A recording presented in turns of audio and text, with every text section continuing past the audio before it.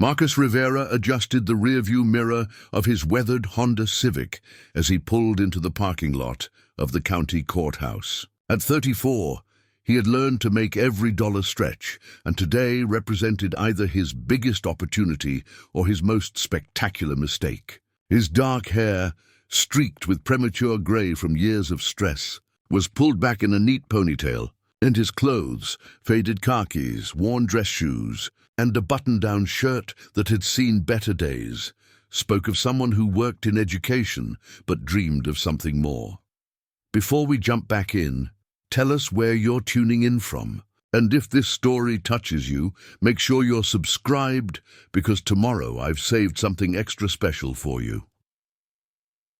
The courthouse parking lot buzzed with the energy of a county auction. Pickup trucks, luxury SUVs, and work vans filled the spaces as contractors, real estate investors, and bargain hunters gathered for the monthly property sale. Marcus sat in his car for a moment, his fingers drumming against the steering wheel. $500 in cash sat in his wallet, money scraped together from tutoring sessions and his modest teacher's salary. It wasn't much, but it was all he could afford to risk. He reached for the manila folder on the passenger seat, studying the property listings one more time. Most of the buildings were beyond his budget, but one had caught his attention. Riverside Elementary School, built in 1923, condemned in 2019, starting bid of $50. The black and white photograph showed a two-story brick building with broken windows and overgrown weeds, but Marcus could see past the decay to the architectural bones beneath. Classical revival style, solid construction, large windows that would have filled classrooms with natural light. The auction was held on the courthouse steps, a tradition that seemed quaint in the digital age. About 30 people gathered in the morning sun as the auctioneer, a heavy-set man named Carl Hendricks, called the proceedings to order. Marcus positioned himself toward the back, trying to blend in among the seasoned bidders who knew each other by name. "Lot 17, Hendricks called out, consulting his clipboard. Riverside Elementary School on Maple Street. Two-story brick construction, approximately 12,000 square feet on a 2-acre lot. Property sold as is with all liens and back taxes included. A murmur went through the crowd, most of it skeptical. Marcus listened as people around him shared their knowledge of the building. "Roof's been leaking for years," said a woman in overalls who looked like she'd demolished her share of buildings. "Probably got black mold throughout. Heard it's haunted," added an older man with paint-stained fingers. "Kids used to dare each other to break in. Most of them came running back out pretty quick.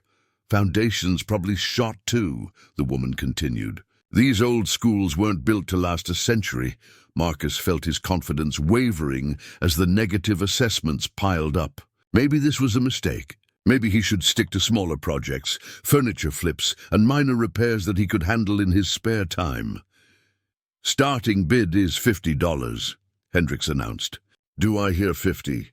Silence stretched across the crowd. Marcus watched as the seasoned bidders examined their shoes or checked their phones, clearly uninterested in what they saw as a money pit. "Come on, folks, $50 for a piece of history." This school educated 3 generations of local children. Still nothing. Marcus felt something stirring in his chest. Not just opportunity, but a sense of connection to the building's educational mission. He thought about his own classroom, overcrowded and under-resourced, and imagined what could be done with 12,000 square feet of learning space. "I'll take $40, Hendricks said, dropping the starting price. $40 for property that was assessed at $200,000 just 5 years ago. More silence. The crowd was already moving on, checking their papers for the next lot. "How about 25? Hendricks tried one more time. $25, folks. That's less than you'd pay for dinner." Marcus found himself raising his hand before he consciously decided to do it. $1, he called out, his voice carrying across the suddenly attentive crowd. Hendricks paused, clearly not expecting this turn of events. "Did you say $1, sir?" "Yes, sir. $1. Marcus stepped forward, his heart hammering against his ribs. The crowd turned to look at him with expressions ranging from amusement to pity. The woman in overalls shook her head sympathetically. "Son, That building's going to cost you a fortune just to make it safe enough to tear down. Going once for $1 to the gentleman in the blue shirt, Hendricks announced, seemingly eager to move on.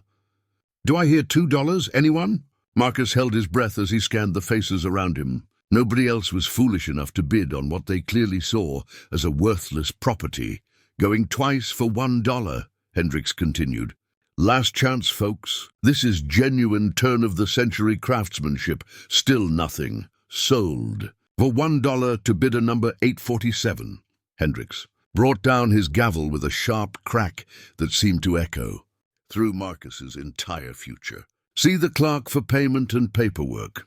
As the crowd dispersed to consider more promising properties, Marcus made his way to the payment table with legs that felt slightly unsteady. The clerk, a bored-looking woman named Janet, barely looked up as she processed his paperwork.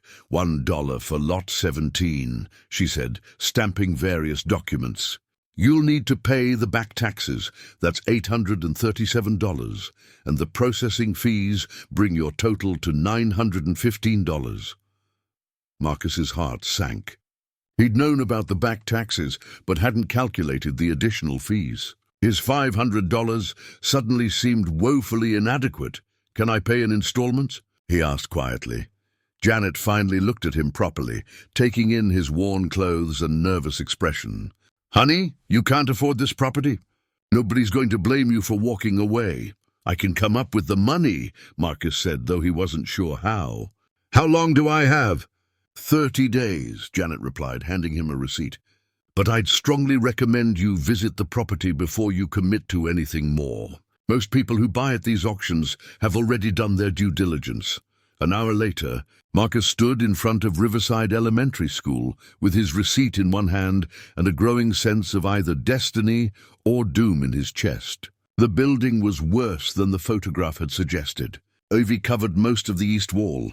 Several windows were boarded up with plywood, and the front steps had cracked and settled into an uneven staircase that looked treacherous to navigate.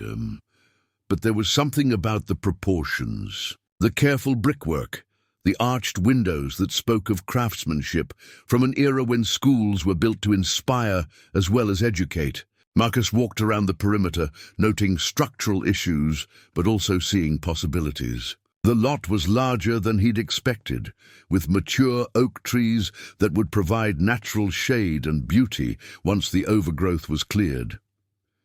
He found an unlocked side door and stepped inside, immediately hit by the smell of mildew and decay. His footsteps echoed in the empty hallways as he explored room by room. Water damage was evident everywhere: stained ceiling tiles, warped wooden floors, peeling paint that probably contained enough lead to poison a small city. But in the main hallway, Marcus discovered something that made his breath catch. A brass plaque mounted on the wall, tarnished but still legible: Riverside Elementary School, dedicated 1923, educating tomorrow's leaders today. Below it, barely visible under decades of grime, was a painted honor roll listing students who had gone on to college, and remarkable achievement for any school in the 1920s, especially one that appeared to have served a diverse community. In the largest classroom, Marcus found remnants of the building's educational past scattered across the floor. A wooden pointer, its tip worn smooth by countless lessons. Fragments of a globe that had once shown students the wider world beyond their small town. A child's arithmetic book with careful handwriting, practicing multiplication tables. He picked up the arithmetic book, brushing dust from its cover. Property of Sarah Chen, grade 4, was written in careful pencil on the inside cover. The exercises showed steady progress from addition to multiplication, each problem worked out with methodical precision. Sarah Chen had been a good student, Marcus realized. She had cared about her education, had taken pride in her work, standing in that ruined classroom, surrounded by the debris of decades of neglect. Marcus felt something he hadn't experienced since his first day of teaching: pure possibility. This building had been a place of learning, a place where children had grown and discovered their potential. It could be again. His phone buzzed with a text from his friend Tommy Chen, who ran a small construction business. How did the auction go? Find anything interesting? Marcus looked around the damaged classroom one more time, then typed back, I think I just bought a school. Telling and preparing this story took us a lot of time, so if you are enjoying it, subscribe to our channel. It means a lot to us. Now back to the story. The reply came immediately. Please tell me you're kidding. $1, Marcus typed. Plus fees. Jesus, Marcus. What have you gotten yourself into? 3 weeks later, Marcus stood in the parking lot of Home Depot with Tommy Chen, arguing over the wisdom of his purchase while loading sheets of plywood into Tommy's pickup truck. I'm telling you, man, this is insane, Tommy said, hefting a piece of 3/4-inch plywood. Do you know how much it's going to cost just to make that place safe enough to work in? Marcus checked his list, mentally calculating expenses. The structural engineer said the bones are solid. It's mostly cosmetic damage and some plumbing issues. Mostly cosmetic. Tommy's voice rose an octave. Marcus, there are holes in the roof big enough for birds to nest in. I've seen the pictures you sent me. Tommy Chen was everything Marcus wasn't. Practical, cautious, and blessed with the kind of hands-on skills that could turn raw materials into functional spaces. At 32, he'd built his contracting business from nothing, specializing in renovation projects that other contractors considered too small or too complicated. He was also Marcus's closest friend, which meant he felt obligated to prevent Marcus from destroying himself financially. Look, Marcus said, loading the last sheet of plywood. I know it seems crazy, but there's something about this place, Tommy. It has good bones, and the lot alone is worth more than what I'm paying for it. The lot's worthless if you can't afford to develop it, Tommy pointed out. And you still need to come up with $400 for the back taxes before the end of the week. Marcus had been trying not to think about that particular deadline. His tutoring money would cover about half of what he still owed, but he'd have to get creative about the rest. Maybe he could sell his guitar or pick up some weekend work. I'll figure it out, he said with more confidence than he felt. Tommy shook his head but helped load the tools they'd need for the weekend's work.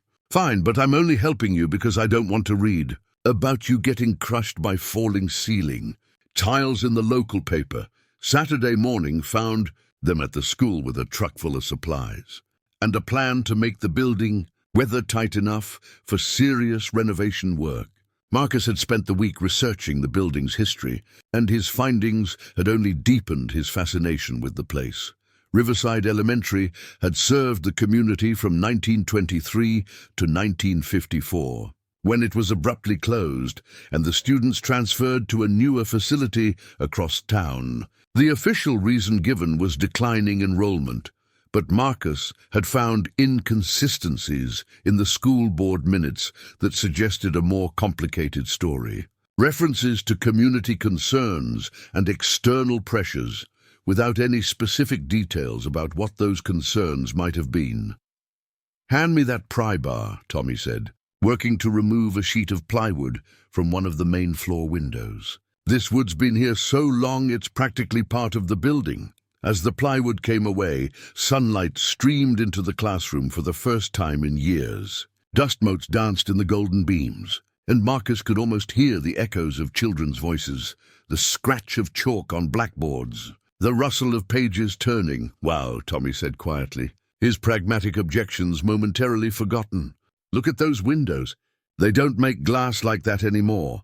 The windows were indeed beautiful, tall, arched, with small panes divided by wooden mullions that had been crafted by someone who understood that schools should inspire as well as educate. Even weathered and in need of restoration, they transformed the space from a ruin into something that remembered its former glory.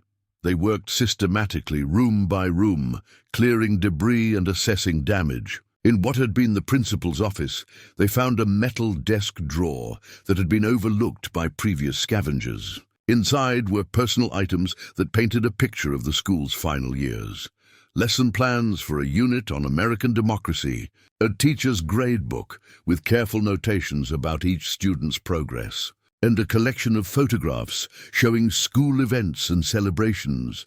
Marcus studied the photographs while Tommy worked on boarding up a hole in the wall. The images showed a diverse group of children and teachers, black and white students, learning together in an era when that was still uncommon in many parts of the country. There were pictures of science fairs, Christmas plays, and graduation ceremonies where proud parents watched their children receive diplomas. But it was one particular photograph that caught Marcus's attention and held it. A class photo from 1952 showing about 25 children arranged in 3 rows. Someone had taken a pen or pencil and scratched out the faces of 5 students, all of them black children in the back row. The scratches were deliberate and angry, deep enough to tear through the photographic paper. "Tommy, come look at this," Marcus called out. Holding the damaged photograph up to the light, Tommy wiped his hands on his jeans and came over to examine the picture. "That's weird. Why would someone do that?" "I don't know, but it happened after the photo was taken. See how the scratches go through the paper? Someone was looking at this picture and decided those kids didn't belong in it." Tommy studied the image more carefully. "This was 1952, right? So just a couple years before the school closed?" "Exactly." Marcus felt that familiar tingling sensation that told him he was onto something important. What if the school didn't close because of declining enrollment? What if it closed because of integration? They continued working, but the damaged photograph had shifted the mood from renovation to investigation. In the school's small library, they found more evidence of the building's complex history. Books that had been defaced, pages torn out, entire sections of the card catalogue missing. Someone had been very systematic about removing certain information from the school's records, but they had also been sloppy. In a storage closet behind the librarian's desk, Marcus discovered a cache of materials that had been overlooked. Student newspapers from the early 1950s, filled with articles about academic achievements, sports victories, and community service projects. The papers painted a picture of a thriving, integrated school community where students of different races worked together on everything, from the debate team to the school garden. "Look at this," Marcus said, reading from a 1953 edition of the school newspaper. "There's an article here about the senior class raising money to send care packages to soldiers in Korea, black students and white students working together, their names listed side by side as if it were the most natural thing in the world." Tommy paused in his work, securing a loose floorboard. Maybe it was natural, at least in this school, but that doesn't mean everyone in the community felt the same way. As the afternoon wore on, they made good progress on the practical work of stabilizing the building. But Marcus found himself increasingly distracted by questions about the school's past. Why had it really closed? What had happened to create such strong emotions that someone would deface photographs decades later? And why were there such clear attempts to erase certain aspects of the school's history? By evening, they had secured most of the windows and patched the worst holes in the roof. The building was far from habitable, but it was no longer actively deteriorating. More importantly, Marcus had found enough intriguing historical material to justify spending his Sunday at the County Historical Society, researching the school's final years. "I still think you're crazy," Tommy said, as they loaded their tools back into his truck. "But I have to admit, there's something about this place. It feels like it has stories to tell." Marcus looked back at the building, its windows now glowing warmly in the sunset. "I think you're right. And I think some of those stories were deliberately buried. Just promise me you'll be careful, okay? If you're right about there being more to this school's closure than official records show, that means someone went to a lot of trouble to keep certain information quiet. People like that don't usually appreciate amateur historians digging around in their business." Tommy's warning would prove more prophetic than either of them realized. Marcus spent the following Tuesday afternoon alone in the school building, having convinced the principal at his regular job to let him leave early by citing a family emergency, which wasn't entirely untrue, since the school was rapidly becoming an obsession that felt almost familial in its intensity. The basement had been his least favorite part of the building during his initial explorations. Water damage was worse down there, with standing pools in several rooms and a musty smell that suggested serious mold problems. But if he was going to renovate the building properly, the basement would need to be addressed. And that meant installing a sump pump system to handle the chronic flooding. Tommy had recommended a contractor who specialized in basement waterproofing. But Marcus couldn't afford professional help yet. He'd watched enough YouTube videos to convince himself he could at least start the project. And he'd borrowed Tommy's shop vacuum to begin the slow process of clearing out decades of accumulated water and debris. The basement layout was simpler than the upper floors, a series of rooms that had probably served as storage and mechanical space, plus what looked like it might have been a small apartment for a custodian or night watchman.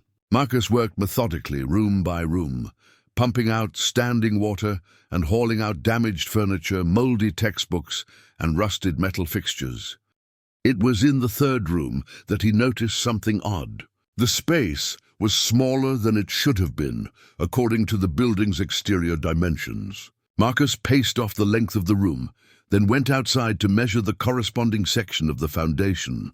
There was a discrepancy of about 8 feet, space that should have existed, but seemed to have been walled off. Back inside, Marcus examined the walls more carefully. Most of the basement was constructed of dressed stone blocks, but one section of the wall had been finished with brick and mortar that looked newer than the rest of the foundation. When he tapped on it with a hammer, the sound was hollow. "False wall," he muttered to himself, feeling his pulse quicken. It took him an hour to break through the brick and mortar with Tommy's sledgehammer and pry bar. The work was hot, dusty, and exhausting, but Marcus was driven by a curiosity that felt almost archaeological in its intensity.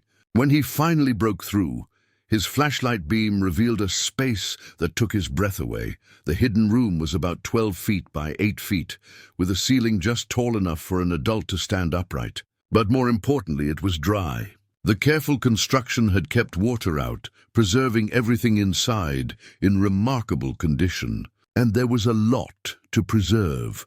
Wooden shelves lined the walls, filled with documents, photographs, and personal belongings that had been carefully organized and stored. A simple wooden table and 2 chairs sat in the center of the room, as if someone had just stepped away from an important meeting.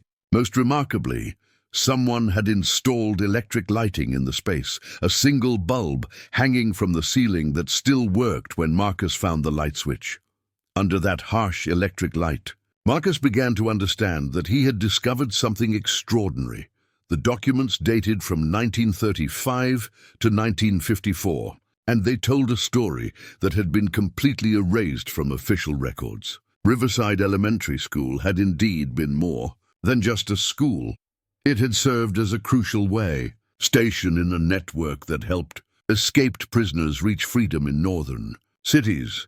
The papers included detailed maps showing escape routes from the nearby Pine Ridge work camp, a brutal labor operation where black men were held under conditions that amounted to slavery. The camp had operated under the convict leasing system, a legal framework that allowed states to rent out prisoners to private companies for manual labor. In theory, the prisoners were serving legitimate sentences for real crimes. In practice, many had been arrested on trumped-up charges, specifically to provide cheap labor for timber and mining operations. Marcus found transportation schedules, safe house locations, and carefully maintained records of men who had passed through the school's network. Each escaped prisoner was listed by name, age, hometown, and destination, along with notes about their skills and any family members they were trying to reach. The meticulous record-keeping revealed an operation that had helped hundreds of men escape illegal bondage over nearly 2 decades, but it was a leather-bound journal that provided the most compelling evidence of what had happened at Riverside Elementary. The diary belonged to Sarah Cohen, the school's principal from 1935 to 1954, and her entries documented both the daily operations of the escape network and her growing fear that authorities were closing in. March 15th, 1952, Marcus read aloud in the empty room, his voice echoing off the stone walls.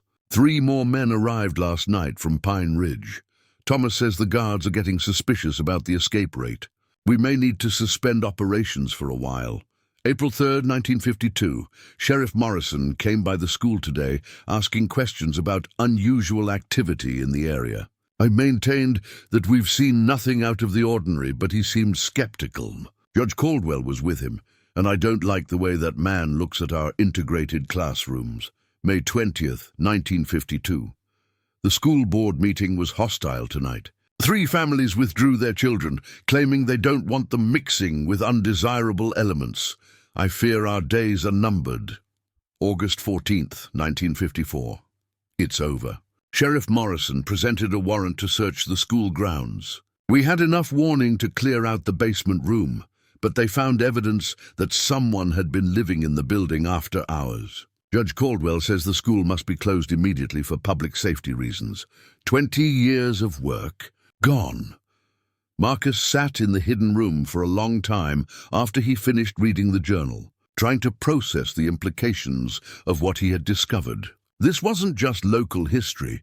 It was evidence of a systematic conspiracy to maintain illegal slavery decades after the Emancipation Proclamation, and proof that at least some members of the local community had risked everything to fight against it. The photographs provided faces to go with the names in the records. Images of men in prison uniforms being fed in the school's kitchen, sleeping on cots in classrooms, receiving medical attention from what appeared to be volunteer doctors. There were also pictures of the people who had helped them, teachers, community members, and students who had been trusted with the secret. In one photograph, Marcus recognized Eleanor Whitman from her school picture, now shown as a teenager, helping to serve food to a group of escaped prisoners. She had been there. She had witnessed it all. And she was still alive. Marcus carefully photographed every document, every picture, every piece of evidence in the room. This was bigger than a school renovation project now. This was American history that had been deliberately buried, and he was probably the first person to see these materials in 70 years. As he prepared to leave the building that evening, Marcus realized that his $1 purchase had become something far more significant than he had ever imagined. He held in his hands proof of historical injustices that connected directly to contemporary issues of systemic racism and mass incarceration. The question was what to do with that knowledge. Standing in the doorway of the hidden room, looking back at shelves full of preserved secrets, Marcus made a decision that would change everything. This story needed to be told, regardless of the consequences. The men who had passed through this underground railroad deserved to have their courage recognized. Sarah Cohen and the other volunteers deserved to be remembered as the heroes they were. But as Marcus locked up the building and walked to his car, he had no idea that his discovery had already been noticed by people who had spent decades ensuring that these particular secrets stayed buried. Marcus sat across from Eleanor Whitman in the sunroom of Sunset Manor Assisted Living, watching the 94-year-old woman's weathered hands shake as she examined the photograph he had placed on the table between them. Her silver hair was carefully styled, and despite her age, her blue eyes remained sharp and alert. She had agreed to see him after he called claiming to be researching the history of Riverside Elementary. But now she seemed reluctant to engage. I don't remember much about those days, Eleanor said carefully, not meeting his gaze. It was such a long time ago. Marcus leaned forward slightly. Mrs. Whitman, I found this photograph in your old classroom.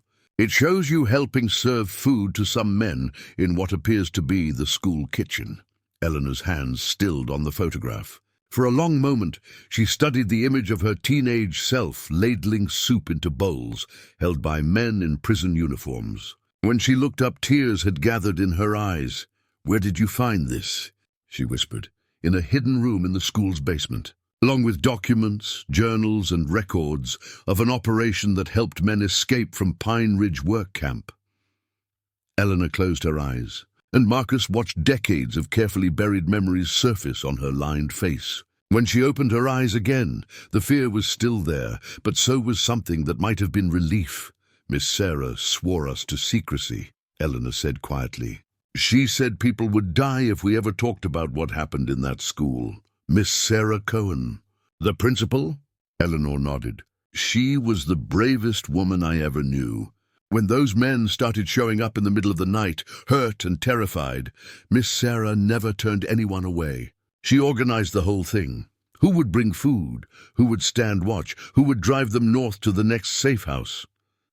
How many people knew? Maybe a dozen families in the community. People who understood that what was happening at Pine Ridge wasn't justice, it was slavery. Eleanor's voice grew stronger as she spoke. Those men hadn't committed real crimes.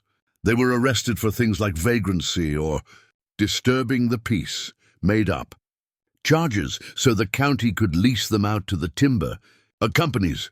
Marcus pulled out his phone and showed her photos of the documents from the hidden room. Eleanor's eyes widened as she recognized handwriting and faces she hadn't seen in 70 years. Judge Harrison Caldwell X was the one signing the arrest warrants, she continued. His grandson still lives here, you know. Same family, same money, all built on the backs of men they enslaved. Mrs. Whitman, this is incredibly important historical evidence. Would you be willing to go on record about what you witnessed? Eleanor was quiet for a long moment, staring out the window at the garden, where other residents sat in wheelchairs, enjoying the afternoon sun. Finally, she turned back to Marcus with a look of determination he hadn't expected. "I'm 94 years old," she said. "What are they going to do to me now?" Rosa Martinez set down her coffee cup and stared at Marcus across the small table at Corner Cafe, her journalist's instincts warring with years of learned skepticism. At 36, she had built a reputation for investigative work that exposed corruption and injustice. But she had also learned to be careful about stories that seemed too good to be true. "Let me make sure I understand," she said, pulling out her recorder. "You found a hidden room full of documents proving that a local elementary school was part of an underground railroad that operated into the 1950s. Marcus nodded, sliding a folder across the table. "Read Eleanor Whitman's statement. She was there. She witnessed it all." Rosa opened the folder and began reading the handwritten account Eleanor had provided the day before. As she read, her expression shifted from skepticism to amazement to something that looked like personal recognition. "Pine Ridge Work Camp," she murmured. "My grandfather used to tell stories about a place called Pine Ridge. Said he escaped from there when he was young, but I always thought they were just stories." "What did he tell you?" "He said he was arrested in Alabama for looking at a white woman wrong, which probably meant he accidentally made eye contact. They sentenced him to 6 months hard labor, but when he got to the camp, they kept extending his sentence for made-up infractions. He said he finally escaped with 2 other men and made it north by following something called the Freedom Line." Marcus felt his pulse quicken. "Does your grandfather's name appear in any of these documents?" Rosa pulled out her phone and scrolled through the photographs Marcus had sent her. Suddenly she stopped, her face going pale. "Jesus Christ. There he is. Roberto Martinez, age 19, escaped March 1943. Destination Chicago." They spent the next hour going through the documents together, Rosa's reporter instincts taking over as she began to see the scope of the story. This wasn't just local history, it was evidence of a systematic conspiracy that had implications for contemporary discussions about mass incarceration and racial justice. "We need to verify everything," Rosa said, making notes. "Get historians involved. Maybe reach out to descendants of other people mentioned in the documents." "I was hoping you'd say that," Marcus replied. "But Eleanor warned me that the Caldwell family won't want this story coming out. They've spent decades building their reputation on wealth, that was earned through slave labor. Rosa looked up from her notes. Judge Harrison Caldwell III? The guy who's rumored to be considering a run for state attorney general.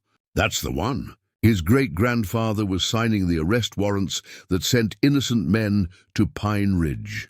As if summoned by their conversation, Rosa's phone began buzzing with an unknown number. She answered cautiously. Rosa Martinez, this is a friend. You need to drop whatever you're working on with that teacher. Some stories are better left buried. The line went dead. Rosa stared at her phone, then looked at Marcus with new understanding. They already know we're looking into this, she said quietly. That evening, Marcus returned to his apartment to find his front door standing slightly ajar. Nothing appeared to be missing, but someone had clearly been through his belongings. His computer had been moved, papers were out of order, and his copy of Eleanor's statement was gone from the folder where he had left it. Rosa called an hour later. My editor just told me he's killing the Pine Ridge story. Says it's too inflammatory and might expose the paper to libel suits. Marcus felt a chill that had nothing to do with the evening air. So what do we do now? We document everything and find someone in law enforcement who can't be bought. Deputy Sheriff Jake Morrison sat in his patrol car outside the old school building, staring at the structure while his grandfather's voice echoed in his memory. Some things are better left alone, boy. The past is past for a reason.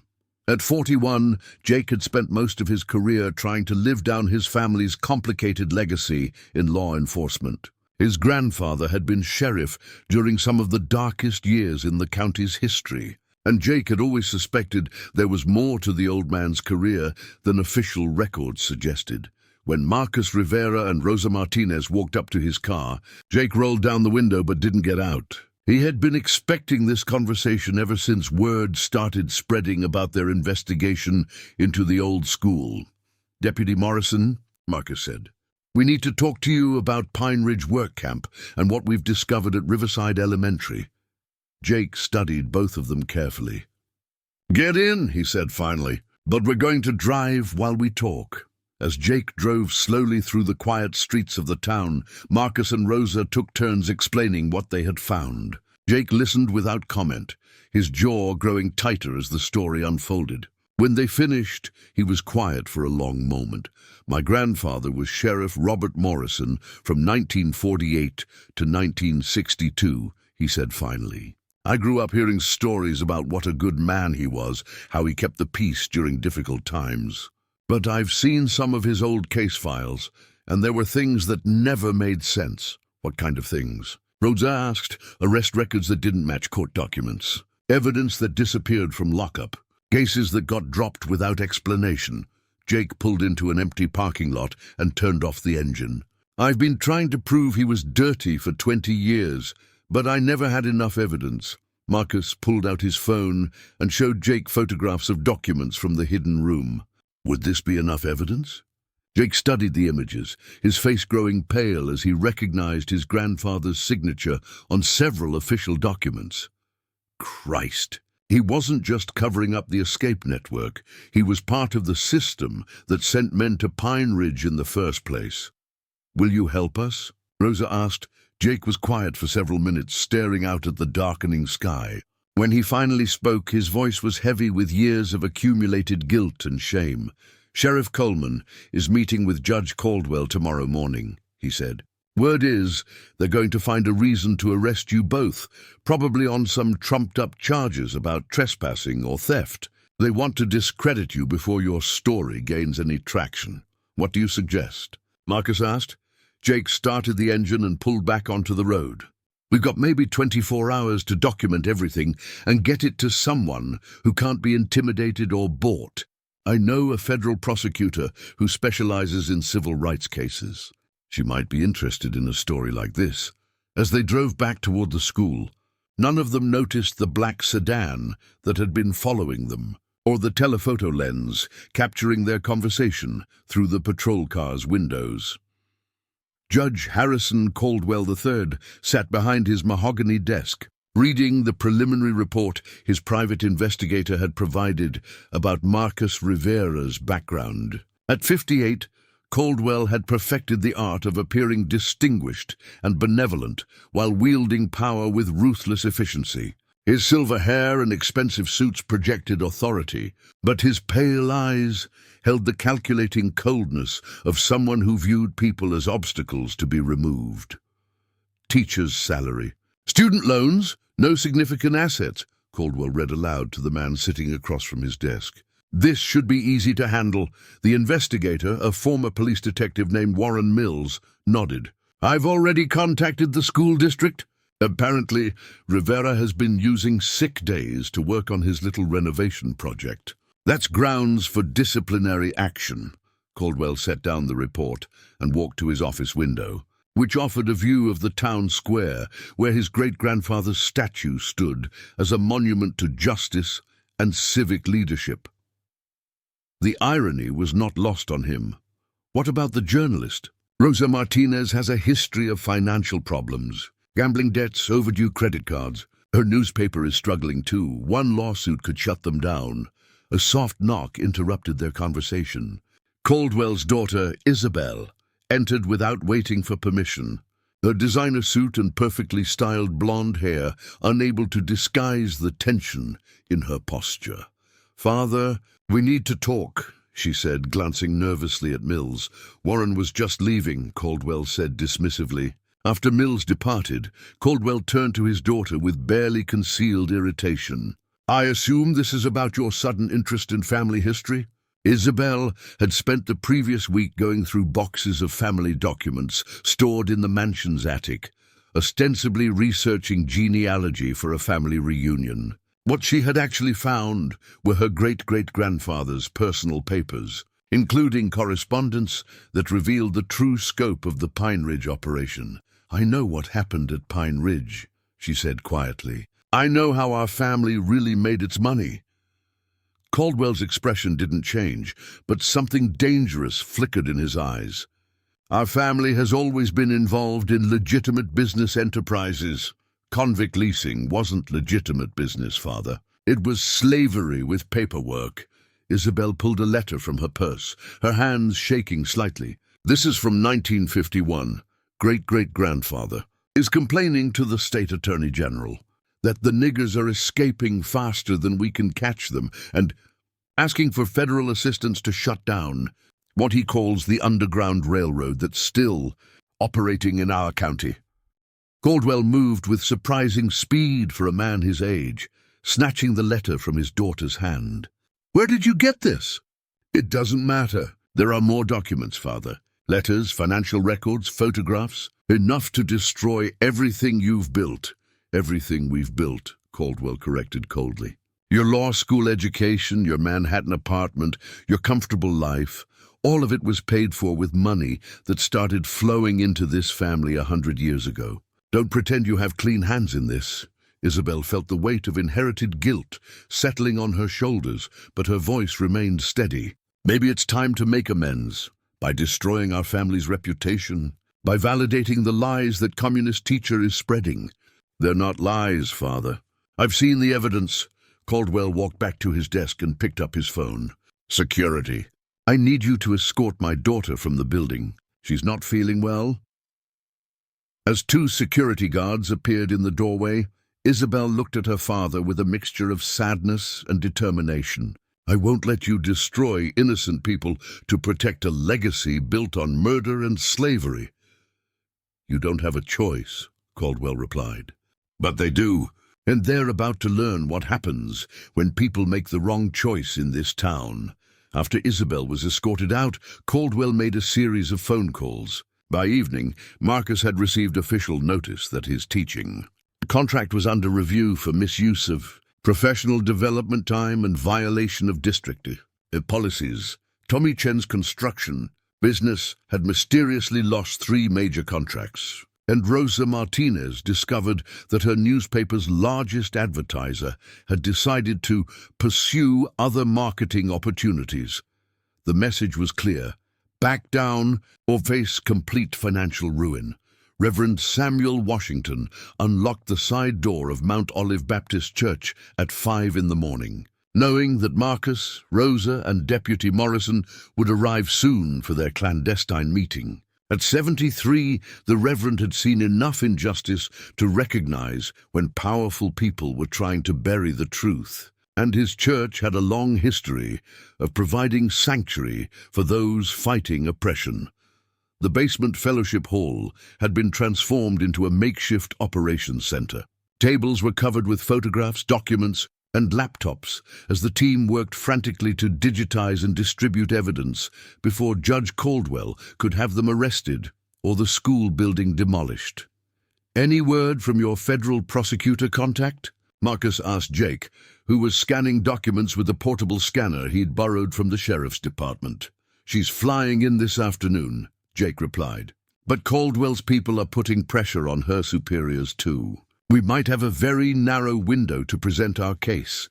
Rosa looked up from her laptop, where she was uploading files to multiple cloud storage accounts. "I've got copies going to the Southern Poverty Law Center, the NAACP Legal Defense Fund, and 3 different historical preservation societies. Even if they shut us down locally, this information will survive." Reverend Washington emerged from the church kitchen carrying a tray of coffee and sandwiches. Despite the early hour and the gravity of their situation, there was something almost celebratory about their gathering, the sense that they were finally able to speak truths that had been buried for too long. "My great-grandfather was one of the men who passed through that school," the Reverend said, setting down the tray. "Family stories always said he escaped from a prison camp with help from the teacher lady and some church folks. I never knew if it was true until now." Marcus felt the weight of responsibility settling on his shoulders as he realized how many families would be affected by their revelations. They weren't just exposing historical injustice, they were validating the courage of people who had risked everything to fight slavery in its modern form. "There's something else," Eleanor Whitman said from her position at one of the tables. She had insisted on coming despite her age, claiming that she had waited 70 years to see this story told properly. Miss Sarah kept a second set of records hidden in the church. Documentation of everyone who helped with the operation. The Reverend looked surprised. "Here in Mount Olive? Your grandfather was the pastor then?" Miss Sarah trusted him with names, addresses, everything. She said if anything happened to the school records, the church copies would ensure that history remembered the heroes as well as the villains. Within an hour, they had located the second cache of documents in a waterproof container hidden behind the church's cornerstone. The records provided corroborating evidence for everything they had found in the school, plus additional information about the network's operations throughout the region, but their sense of triumph was short-lived. Jake's radio crackled with news that Judge Caldwell had obtained warrants for Marcus and Rosa's arrest on charges of breaking and entering, theft of historical artifacts, and criminal trespass. Sheriff Coleman was mobilizing deputies to execute the warrants within the hour. "We need to get this evidence to the federal prosecutor now," Jake said, gathering up the most crucial documents. "Once you're in custody, Caldwell will claim everything was obtained illegally." Rosa was already uploading the final batch of files when they heard cars pulling into the church parking lot. Through the basement windows, they could see patrol cars and official vehicles surrounding the building. "Back door," Reverend Washington said quietly. "There's a tunnel that connects to the house next door, built during the original Underground Railroad days." As they gathered their evidence and prepared to escape, Marcus looked back at the fellowship hall where they had spent the morning bringing buried history into the light. Win or lose, they had accomplished something important. The truth was finally free, and no amount of political pressure could put it back in the ground. The federal courthouse in Richmond was packed with reporters, community members, and curiosity seekers as U.S. Attorney Sarah Chen, no relation to Tommy, presented evidence that would reshape understanding of post-Civil War history in the region. Judge Caldwell's attempts to suppress the story had backfired spectacularly when his heavy-handed tactics attracted national media attention. Marcus sat in the front row between Eleanor Whitman and Rosa Martinez, watching as Prosecutor Chen methodically presented documents, photographs, and witness testimony that painted a devastating picture of systematic injustice. The evidence from Riverside Elementary had been supplemented by materials discovered in other locations, creating an irrefutable case that the convict leasing system had operated decades longer than historians had previously documented. The Pine Ridge work camp was not an isolated incident, Chen told the packed courtroom. Evidence shows that similar operations existed throughout the region, all supported by a network of complicit officials who profited from what can only be described as 20th century slavery. Eleanor took the witness stand with remarkable composure for a 94-year-old woman, her testimony bringing the historical documents to life with personal memories that had been suppressed for 70 years. "I was 16 when I first saw men being hidden in our school," she said, her voice clear and strong. They were injured, terrified, but also determined to reach freedom. Miss Sarah Cohen and the other teachers risked everything to help them, because they understood that justice sometimes requires breaking unjust laws. The revelation had triggered investigations in multiple states as historians and activists uncovered similar patterns of post-war enslavement. Universities were revising textbooks, museums were planning new exhibits, and civil rights organizations were using the evidence to support contemporary reforms to the criminal justice system. Judge Caldwell's world had collapsed with remarkable speed once the truth emerged.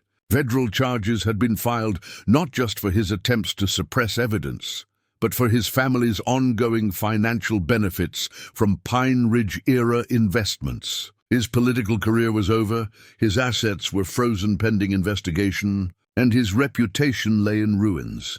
But it was Isabel Caldwell Sterling who provided the most damaging testimony, presenting family documents that proved the Caldwells had known about and profited from their ancestors' crimes for generations. "My father didn't just inherit dirty money," she told the court. "He actively worked to keep the truth buried, because he knew that accountability would cost our family everything we had built on stolen labor and human suffering." Rose's articles had been picked up by national publications, transforming her from a struggling local journalist into one of the country's leading voices on historical justice and contemporary racism. Her work connecting Pine Ridge to modern mass incarceration had sparked policy debates and academic conferences across the nation.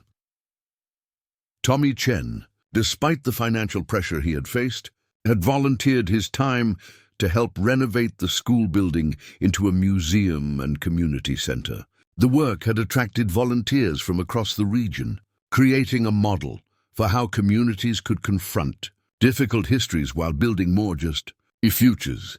Deputy Jake Morrison had been promoted to sheriff after his predecessor was forced to resign in the wake of the scandal. His willingness to expose his own grandfather's complicity had earned him respect as someone willing to prioritize justice over family loyalty. As the federal proceedings continued, Marcus found himself reflecting on how a $1 purchase had transformed not just his own life, but the understanding of American history itself. The evidence they had uncovered was being used to support reparations proposals, criminal justice reforms, and educational initiatives that would affect generations of students. 6 months later, Marcus stood in the renovated main hallway of Riverside Elementary School, now the Pine Ridge Freedom Center, watching as children from the local elementary school took their first tour of the museum. The building had been transformed from a crumbling ruin into a powerful memorial that honored both the courage of those who had fought injustice and the memory of those who had suffered under it. Eleanor Whitman, now recognized as a local hero, cut the ribbon at the center's opening ceremony. Her decision to break 70 years of silence had inspired other elderly witnesses to come forward, creating an oral history project that preserved first-hand accounts of resistance networks throughout the South. "This building represents the best of what Americans can be," Eleanor said to the assembled crowd. "When our laws were unjust, ordinary people chose to follow a higher law. They risked everything to help their fellow human beings, and their courage changed history. The museum's exhibits told the complete story of Pine Ridge and the network that had helped men escape to freedom. Interactive displays allowed visitors to follow escape routes, read personal accounts, and understand how historical injustices connected to contemporary issues. School groups came from hundreds of miles away to learn about this previously unknown chapter of the Underground Railroad. Marcus had kept his teaching job, but he now split his time between the classroom and the Freedom Center, developing educational curricula that would help students understand how ordinary people could make extraordinary differences in the fight for justice. His $1 investment had become a $1 million educational facility, funded by donations from people who wanted to support truth-telling and historical accountability. Rosa Martinez had used her newfound prominence to launch a non-profit organization dedicated to uncovering and documenting similar hidden histories across the country. Her investigation into Pine Ridge had opened doors to archives and witnesses that were revealing the true scope of post-war injustice throughout the American South. Tommy Chen's construction business had not only recovered from Caldwell's attempted sabotage, but had grown substantially as he became the go-to contractor for historical preservation projects throughout the region. His work on the Freedom Center had demonstrated his ability to balance historical accuracy with modern functionality.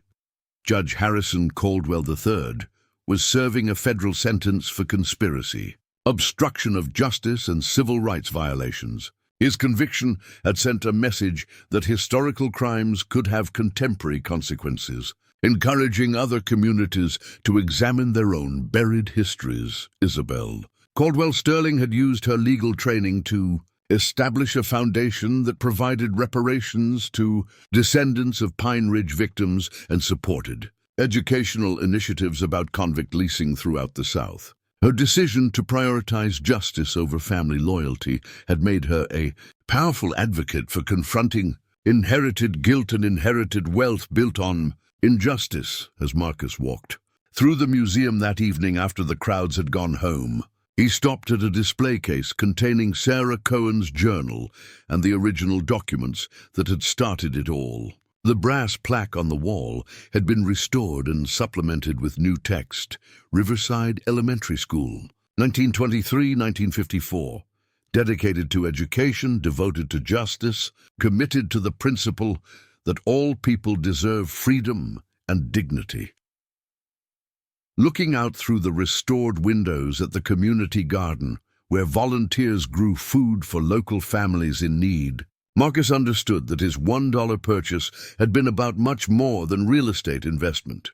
It had been an investment in truth, in justice, and in the possibility that ordinary people could change the world by choosing courage over comfort. The Pine Ridge Freedom Center would continue to tell the story of American injustice and American resistance for generations to come, ensuring that the courage of people like Sarah Cohen and Eleanor Whitman would never again be buried or forgotten. In transforming a condemned school into a beacon of historical truth, Marcus had discovered that the most valuable education often comes from learning uncomfortable truths about the past and finding the courage to build a more just future. Up next, we have 2 more incredible stories that are waiting for you. Just click the image you want to watch and it will take you there. If you enjoyed this video, make sure to subscribe. It would mean a lot.